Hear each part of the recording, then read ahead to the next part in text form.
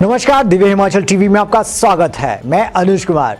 वक्त हो चला है न्यूज बुलेटिन का, तो आइए शुरू करते हैं मेन हेडलाइंस के साथ। सुजानपुर में गरजे छत्तीसगढ़ के मुख्यमंत्री, हाथ जोड़ो पीछा छोड़ो जयराम जी। नेता प्रतिपक्ष का सीएम पर सियासी हमला, 5 साल ऊपर हवाई जहाज में उड़े, नीचे नाटियां डाली। हर्ष महाजन के जाने के बाद कांग्रेस अलर्ट, दिल्ली में सोनिया गांधी से मिली प्रतिभा सिंह। प्रधानमंत्री दौरे की तैयारियां परखने बिलासपुर के लूणू मैदान पहुंचे सीएम जयराम ठाकुर। प्रदेश में तेजी से फैल रहा लंपी वायरस, हर रोज सैकड़ों पशु बन रहे शिकार। कक्षाओं में जाकर बच्चों से पूछे जाएंगे प्रश्न, शिक्षा निदेशक ने जारी किए निर्देश। वन विभाग दोबारा करेगा नुकसान का आकलन, 15 अक्टूबर से शुरू होगा अभियान। बुलेटिन में आगे बढ़ेंगे विस्तृत खबरों के साथ। विधानसभा चुनावों से पहले सभी राजनीतिक दल अभी से सक्रिय हो गए हैं। सुजानपुर में आयोजित जनसंकल्प रैली के जरिए कांग्रेस ने एक तरह से अपने चुनावी अभियान का शंखनाद कर दिया। इस दौरान कांग्रेस नेताओं ने लोगों से अपील की कि अपने 5 साल जयराम को झेला है, अब उन्हें बदलने में भलाई सबकी भलाई है। हाथ जोड़ो पीछा छोड़ो जयराम जी की। छत्तीसगढ़ के मुख्यमंत्री व हिमाचल प्रदेश के लिए केंद्रीय नेतृत्व द्वारा नियुक्त वरिष्ठ पर्यवेक्षक भूपेश बघेल ने गुरुवार को सुजानपुर में आयोजित जनसंकल्प रैली के दौरान यह तंज मुख्यमंत्री जयराम ठाकुर पर कसा। श्री बघेल ने जनता को संबोधित करते हुए कहा कि अपने 5 साल जयराम को बतौर मुख्यमंत्री झेला है, लेकिन अब उन्हें बदलने में ही भलाई है। हिमाचल में जब उपचुनाव के नतीजे आए थे तो जयराम ठाकुर ने कहा था कि महंगाई और बेरोजगारी के कारण वे उपचुनाव हारे। अब तो महंगाई उससे भी अधिक हो गई है, तो क्या आम चुनावों में भाजपा को जिताना उचित होगा? उन्होंने कहा कि किसानों के कर्जे माफ करने की बातें करने वालों ने अपने रईस दोस्तों के कर्जे जरूर माफ किए, लेकिन किसानों को सड़कों पर छोड़ दिया, हर चीज में जीएसटी लगा दिया। कि जीएसटी आप कपड़ा पहनते हैं उसमें, जो खाना खाते हैं उसमें, जो दूध दही उपयोग करते हैं उसमें, ऐसी कोई चीज नहीं बची जिसमें जीएसटी न लगता हो। महंगाई कम कैसे हो? राज्य सरकार, भारत सरकार बढ़ा रही है और आपको रिलीफ देने के लिए कोई योजना नहीं। नौजवान बेरोजगार हो रहे हैं, रोजगार के लिए इनके पास कोई योजना नहीं।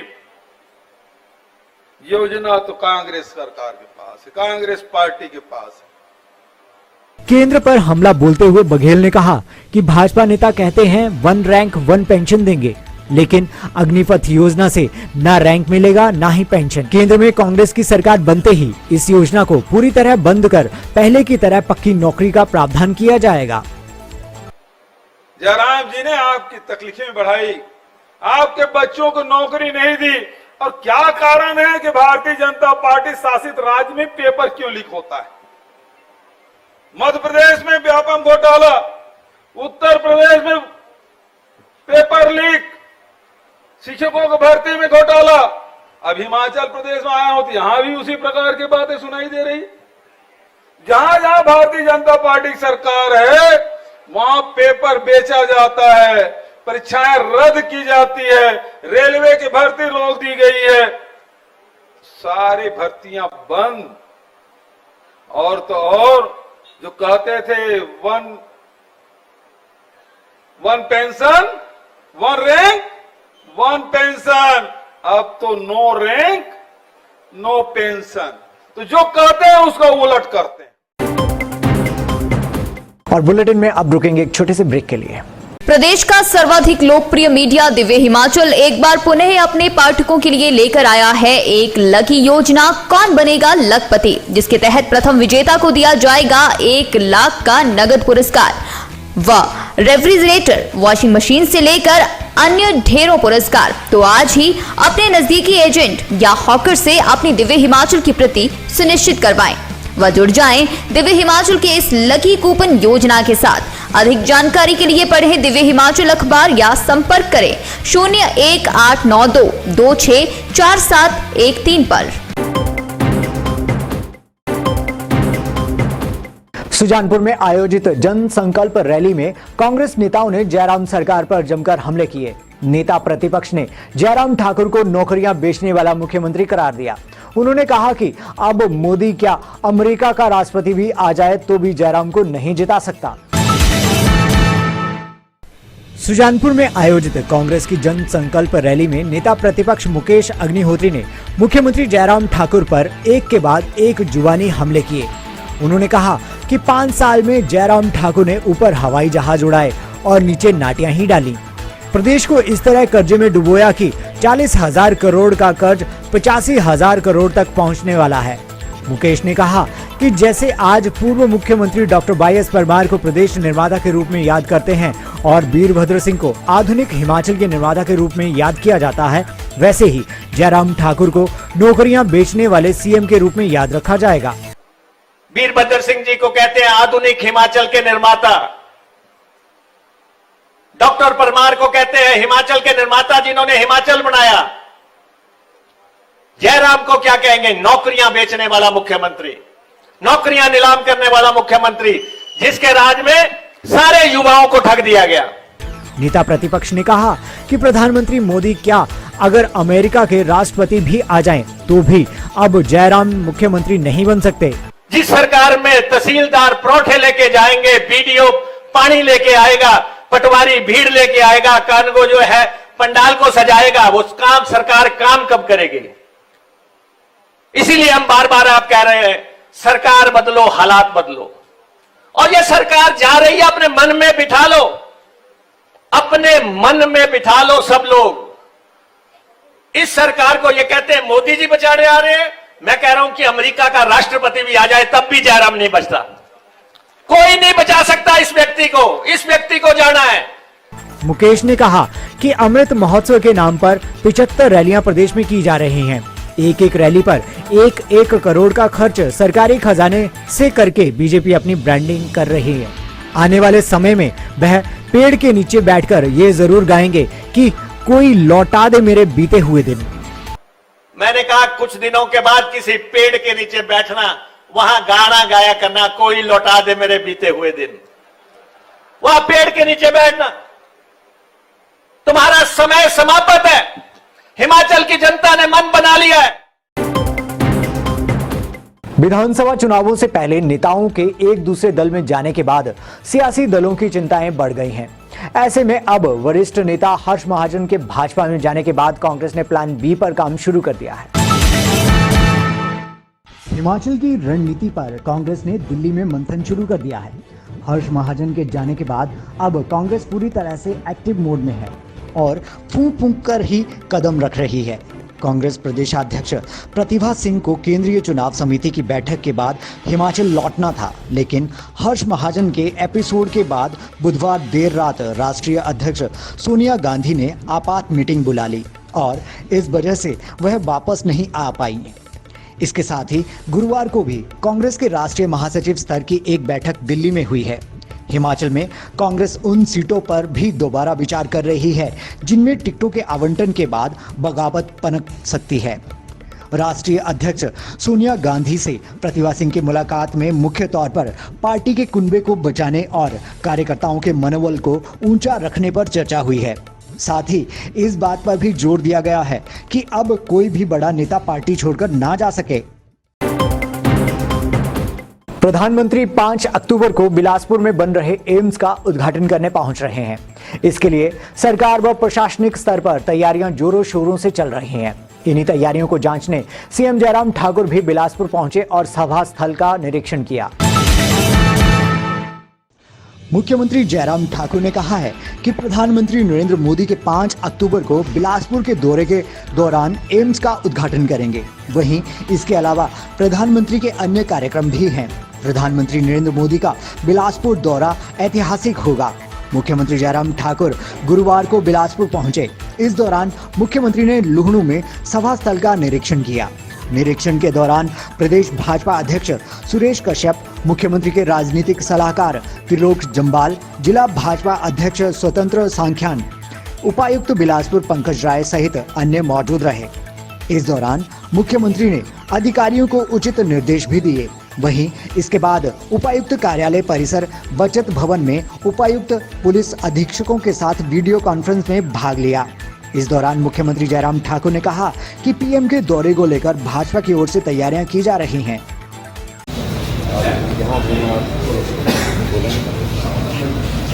प्रधानमंत्री जी का बिलासपुर एम्स के उद्घाटन के लिए आ रहे हैं। उसके साथ साथ में और भी एक्टिविटीज़ हैं जिसमें इनॉग्रेशन और फाउंडेशन स्टोन होंगे। 5 तारीख की डेट टेंटेटिव है, हम उसकी तैयारी के सिलसिले में यहाँ बिलासपुर है और मुझे इस बात की खुशी है कि बहुत उत्साह के साथ लोग इस कार्यक्रम में आएंगे और एक ऐतिहासिक कार्यक्रम यहाँ बिलासपुर में ये होने जा रहा है।